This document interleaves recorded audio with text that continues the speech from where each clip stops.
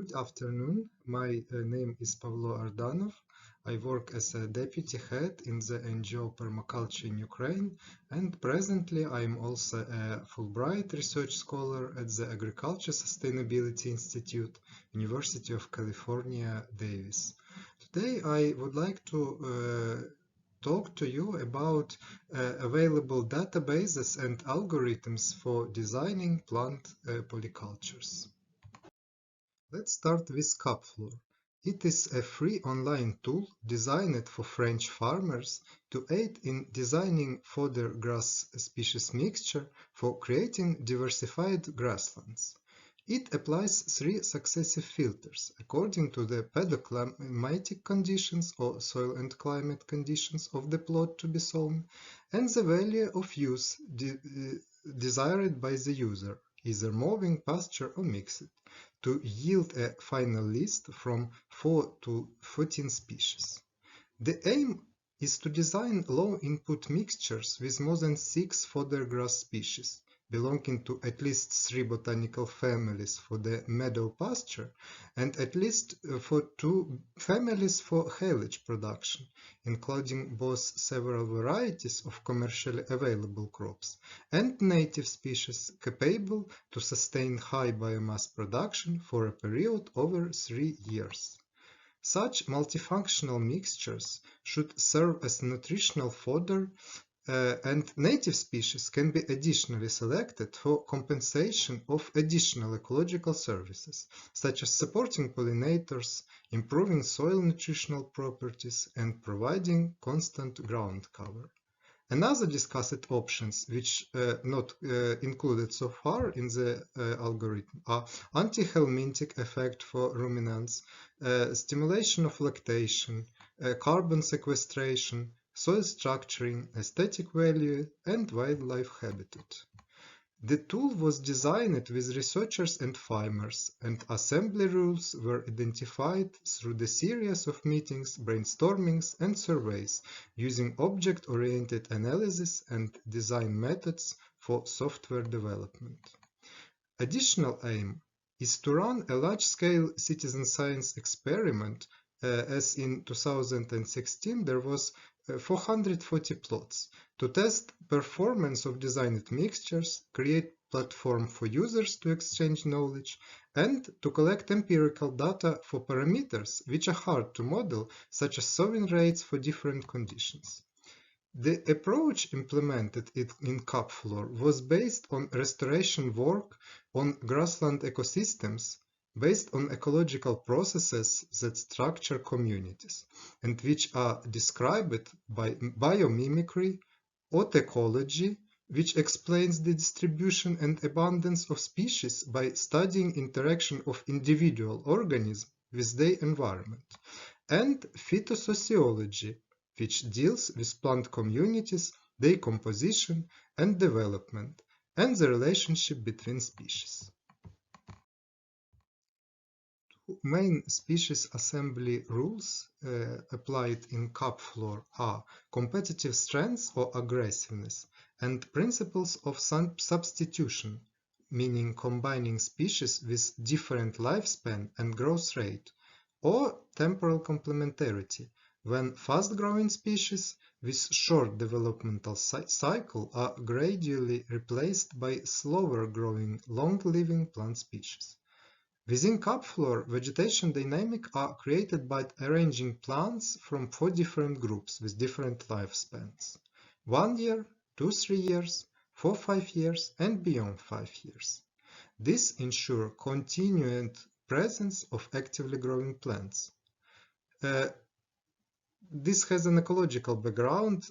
Plants belong to 2 types. Plants of R type are productive, colonizing, adapted to open environments, are followed by the plants of K type, adapted to more competitive environments for more scarce resources.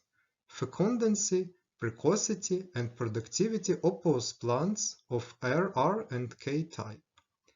Capflor relies on the spatial and temporal complementarity of plant niches. The complementarity of niches predicts that two species will coexist if they don't use the same resources. The rule developed in Kapflor is therefore to maximize the functional divergence or difference between species for functional traits related to resource acquisition, such as water, nutrients, and light. In very rich habitats, however, the process switches to a tendency towards a convergence or similarity of plant aerial architecture under the effect of competition for light. This is hypothesis of the intermediate disturbance. Kapflor, therefore, based on principle of divergence between species for vegetative traits, such as root and aerial architecture, plant heights, etc., within a tendency towards convergence for certain traits in specific environments. So the first filter which applies here is a selection of the regional pool. Kapflor draws on a database containing all national flora. Each species is characterized by habitat, ecological requirements, phenology, and phytosociological classification. A subset of about 3,500 species is then selected to constitute the pool of regional species. Production of climate indices based on data such as precipitation, temperature, etc. from the climate database called SAFRAN. The species are characterized by an ecological optimum and ecological amplitude. On the next stage, user indicates soil acidity, moisture content, atmospheric humidity, salinity, floor type. It's possible also to provide numeric values if they are known. So also soil nitrogen and phosphorus content. So at the second level, the tool constructs so-called beta guild. This is a subset of species adapted to pedoclimatic conditions of the plot. The beta guild is filtered on species' ability to be consumed by livestock, and about 1,500 plants of open French flora are potentially consumed by animals. Then filtration is carried out on species use value, either for haylage, pasture, or mixed, and also on their phenology, early flowering, intermediate, or late flowering species. Kapflor rely on functional types of forage grass species, proposed to interpret their agronomic values. They use database LIDAR for forage crops. This approach is used to characterize plant growth strategy, such as capture or conservation of resources, and their food values. The traits responsible for functional grouping are phenological precocity or lifespan or age of maturity, ploidy, and climate tolerance to spring frost, early droughts, and so on. So the third level is functional divergence. The last filter corresponds to maximize species performance and coexistence in forest mixture. This step is limited to a combination of 42 species which are currently available to farmers on the French and European markets. The species are assembled to maximize divergence in functional traits related to resource acquisition in space and time, and to meet three functional criteria. First, provide rapid soil cover. Second, provide permanent cover to limit invasion of undesirable species and prolong longevity of grassland mixture. And to enable presence of nitrogen-fixing legume species to provide nitrogen to other components of mixture. Computer tool DEXI is used to evaluate multifunctional diversity of species assemblage. This tool is suited for analysis of complex multi-factor tasks with many contradictory criteria. Selection is based on 6 functional traits related to spatial and temporal process of resource acquisition: aerial architecture, root architecture, leaf size, seasonality of production, longevity, and growth rate. At the next stage, user can define additional functions such as provision of permanent ground cover, food, flowers to provide food for native pollinators, or scavenging nutrients to prevent nutrient leaching. To compensate for these additional functionalities, Kapflor proposes a native species. This way, it combines both productive commercial species and native species. Finally, the output is mixture, which is composed from 3 to 14 species, or rather sets of mixtures, up to 14 species for grazed meadow and up to 9 species for haylage meadow, according to the conditions of medium in relation to hypothesis of intermediate disturbance. In order to ensure stability of mixture, at least 3 botanical families constitute the assemblage, and selected species are represented by several varieties. The next algorithm and database which I would like to review is called Plants for a Future. It is an online free-to-use information database and associated websites for those interested in edible and otherwise useful plants. Originally focused on plants suitable for temperate regions, it has now been extended to include many of more important tropical and subtropical edible and useful plants.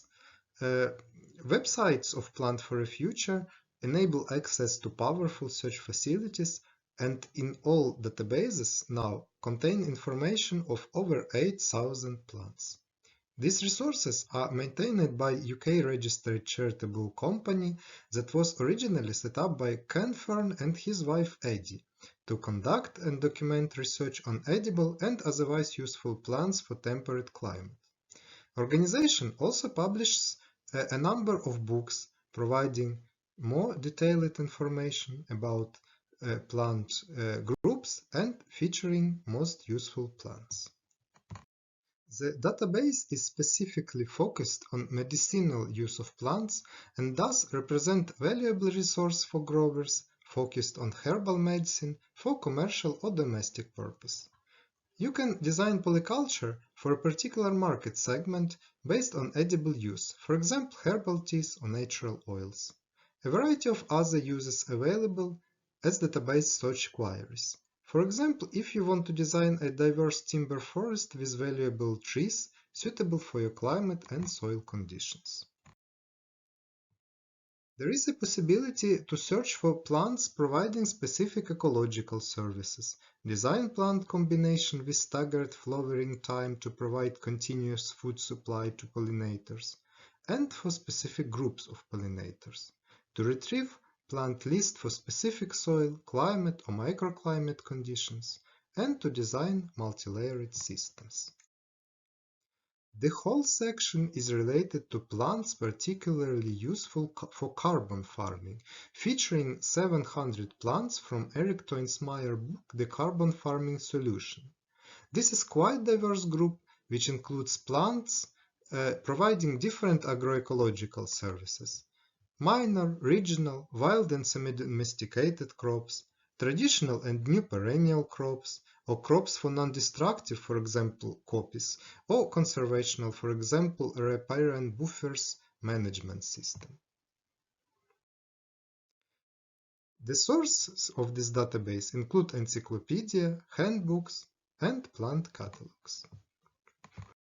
Subsets of plants for different uses and systems are designed for convenience, for direct advice and inspiration for growers who prefer to work with catalogs rather than with database.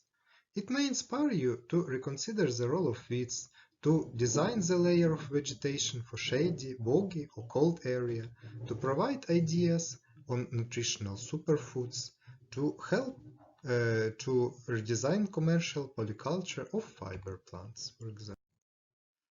Also, you will find ideas how to design ornamental gardens from perennial vegetables, school gardens, herbal or water garden. This is an example of output that you could get after conducting database search with defined criteria. All information is freely available, and you can browse individual plants generated by search engine. Designers who pay for commercial subscription will get the same information, but in a spreadsheet view, which might be more handy to generate numerous data subsets and to present information to clients. Another plant database is called Natural Plant Capital Database. It was established in 2001 by Paula Westermoland as a living knowledge driven by the quality and quantity of inputs from plant researchers, designers, and contributing subscribers. The database has over 2,450 ecological supportive, human useful plants. Author featured two books: This Perennial Land, The Future Vision of Restorative Agriculture, and Integrated Forest Gardening, The Complete Guide to Polycultures and Plant Guilds in Permaculture System. Distinctive feature of this database, which are available to paid subscribers, is the information on natural associates, members of native plant communities. On cultivated polyculture, authors distinguish between tested and untested polycultures and classify them into several groups, such as sustainable landscape for diversified production, agricultural, which are suitable for commercial farming and mechanization, environmental, to address large-scale environmental problems, restoration, to restore natural areas, and wildlife, to meet the food and habitat needs of specific wildlife population. It also provides information on companion plants. In addition to categories offered by Plant for a Future database, Natural Plant Capital database also offers selection by the root depth and type, seasonal interest and fruiting time, plant form, texture and flower color, as well as on insect predation and major disease of a particular crop. All information in the database is referenced, so I was not able to find the sources of such references, and a big part of information, in particular on natural plant associates, is retrieved from USDA plant database. Now let's move on to the databases. The first one I would like to review is the cover crop database of the Agriculture Sustainability Institute, University of California, Davis, which is currently providing information on 44 cover crops. Cover crops are non-cash crops grown in addition to the primary cash crop to increase soil organic matter, protect the soil from erosion, improve its structure and water infiltration, increase soil fertility, and break pest and disease cycles. For each crop, a summary of a key factor is provided, including ideal temperature and geographic range, soil, water, nutrient and light requirements, seed description, seeding rates and methods for different applications and management strategies, planting details and mature plant description and pictures, seed production, storage, costs and availability. Description of mature plants, management details, including planting and termination dates, maintenance issues, mowing, incorporation, harvesting, and recommended equipment. Common uses, soil, water, and nutrient effects, potential nutrient and biomass contributions. Database contains references to both academic publications and personal communications. The next tool which I would like to review is the Cover Crop Decision tool.